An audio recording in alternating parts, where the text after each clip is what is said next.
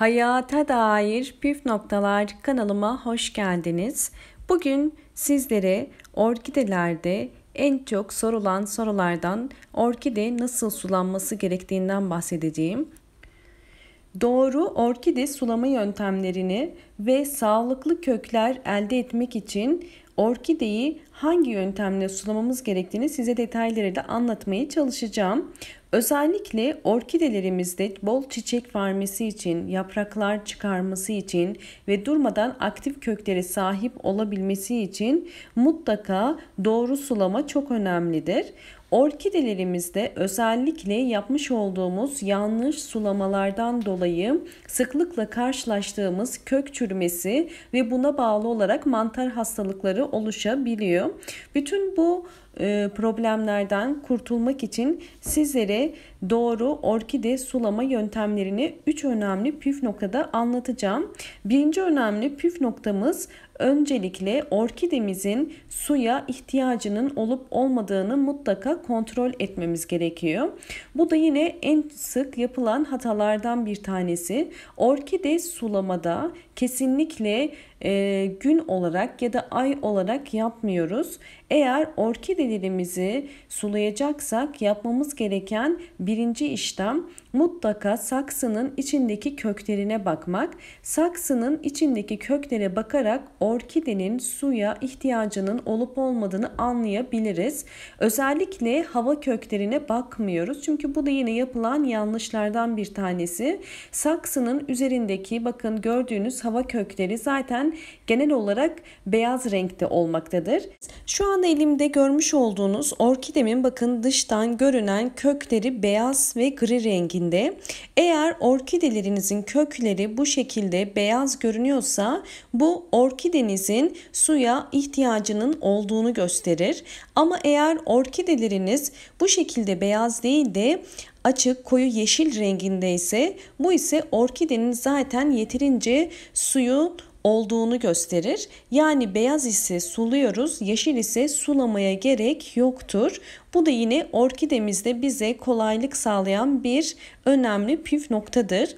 İkinci önemli püf noktamız ise orkideleri sularken mümkün olduğunca günün en erken saatlerinde yapmak gerekiyor. Çünkü akşam saatlerinde yapılan sulamalarda mutlaka orkidelere bir takım unlu bit gibi hastalıklara sebep olabilir.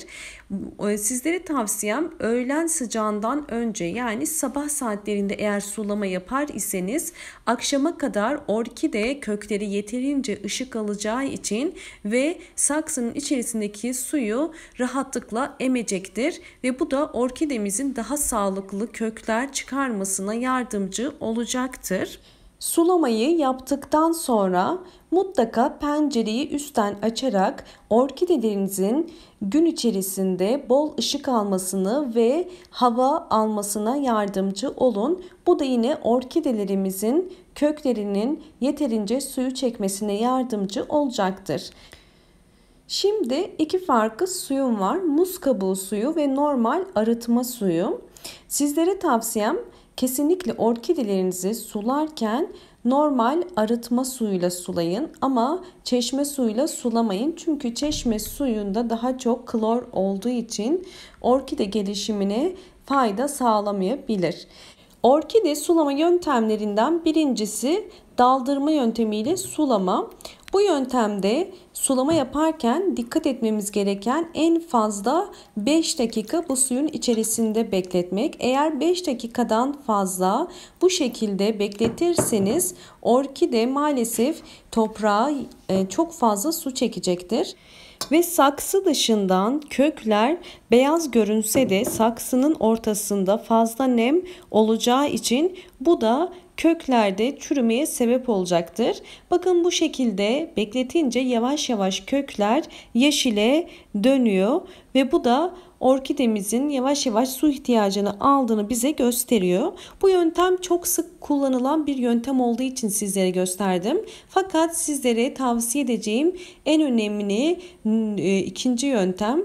Bu ikinci yöntemi çünkü ben sürekli kullanıyorum. İkinci yöntemde ise her orkide için gerekli olan su miktarı aslında yarım su bardağı kadardır. Burada sadece bakın yarım su bardağı kadar suyu doldurup orkidelerimin sadece üst saksı kenarlarından su dökeceğim. Bu yöntemde sadece orkide kökü gerekli suyu alıyor. Tabii kesinlikle gövdenin içerisine su girmemesi gerekiyor. Orkideleri sularken mutlaka üst kenarlardan su dökmek gerekiyor. Gövde içerisine giren su kök çürümesine ve mantar gibi hastalıklara sebep olabilir. Bakın şu şekilde yarım su bardağı suyu saksının üst kenarlarından döküyorum. Bu şekilde döktükten sonra saksının altında suyun biriktiğini, suyu süzeceğini göreceksinizdir. Bu yöntem ile sulama yapıyorsanız mutlaka saksınızın altında bir tabak olması gerekiyor.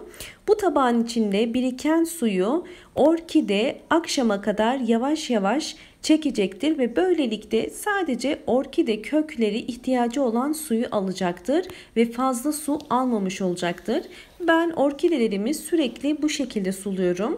Sizlere de bu şekilde sulamanızı tavsiye ederim ve böylelikle orkidelerinizi sulamak için sürekli bir yerleri taşımanıza gerek kalmaz. Sadece pencere kenarında orkidelerinizi koyarak sabit yerindeyken bir bardak ile ya da herhangi bir sulama kabı ile üst kenarlardan bu şekilde sulama yapabilirsiniz. Hem daha kolaylık sağlayacaktır hem de orkidelerde kök çürümesi gibi hastalıkların da önüne geçmiş olabilirsiniz.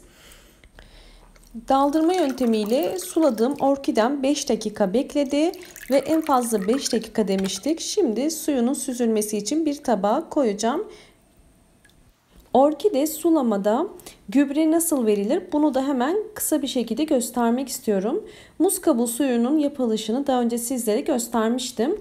Muz kabuğu suyunu bakın 5 yemek kaşığı kadar yine aynı şekilde biraz önce gösterdiğim gibi üst saksı kenarlarından 5 yemek kaşığı kadar veriyorum. Gübreleme işlemini kesinlikle 2 sulama arasında yapmalıyız. Yani her hafta değil 20 günde bir gübreleme verebilirsiniz. Sıvı bitki besinleri, yumurta kabuğu suyu olabilir, muz kabuğu suyu olabilir ya da pirinç suyu verebilirsiniz. Orkideleriniz için fayda sağlayacaktır. 2 sulama arasında yapmanız idealdir. Bakın köklerimiz gördüğünüz gibi yeşile dönmeye başladı ve artık orkidelerimizin suya ihtiyacının olmadığını bize gösteriyor. Bakın bu da daldırma yöntemiyle size gösterdiğim orkidem. Saksının bakın altından biriken sular tabakta birikiyor ve akşama kadar bu şekilde dökeceğim bunu. Yoksa kök çürümesi yapabilir. Orkide sulamayı 3 önemli püf noktada anlatmaya çalıştım. Umarım bu videom sizler için faydalı olmuştur. Videomun faydalı olduğunu düşünüyorsanız bana beğeniler yaparak destek olabilirsiniz. Kanalıma halen abone değilseniz abone olmayı ve böyle yeni videolarımdan haberdar olmak için zil sesini açık konuma getirmeyi unutmayın. Bol bol yorumlar yapabilirsiniz. Yorumlarınızı elimden geldiğince okumaya çalışıp ve geri dönmeye çalışıyorum. Sorularınız varsa yorumlar kısmına sorularınızı yazabilirsiniz. Videolarımı izliyor ve sonuç alıyorsanız yorumlar kısmında sonuçları bizlerle paylaşabilirsiniz. Hoşça kalın, sağlıkla kalın.